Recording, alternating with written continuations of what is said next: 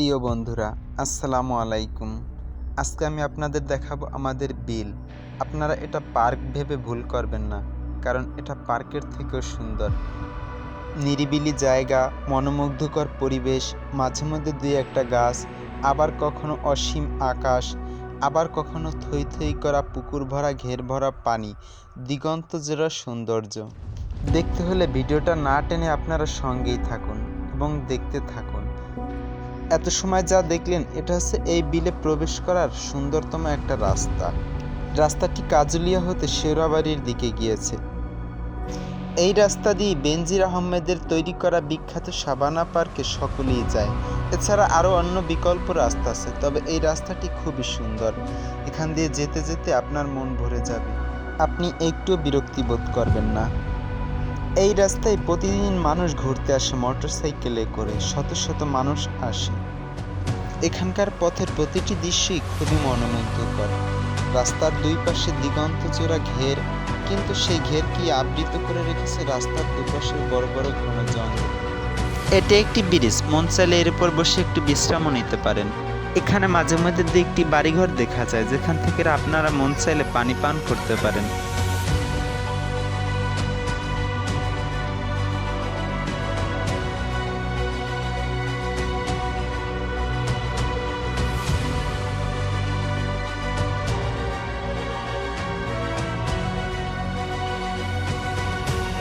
এখানে একটা বসত বাড়ি।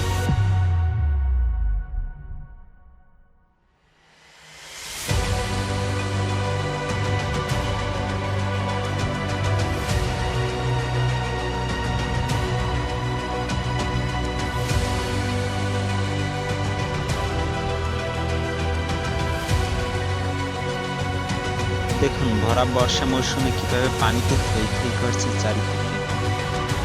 সামনে একটি বসত বাড়ি, এখানে মানুষ বসবাস করে।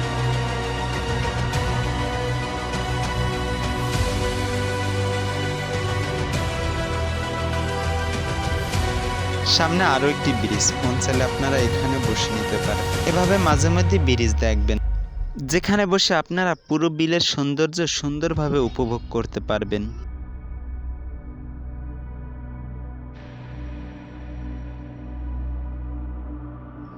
দেখুন ছবি তোলার জন্য কত সুন্দর জায়গা। এখান দিয়ে প্রতিদিন বিকেলে শত শত মানুষের উপচে পড়া ভিড় হয়। মানুষ প্রাণ ভরে সতেজ বাতাসের নিঃশ্বাস নেয়। এখন প্রচণ্ড রোদ দুপুরবেলা, তাই পুরো রাস্তাটাই ফাঁকা।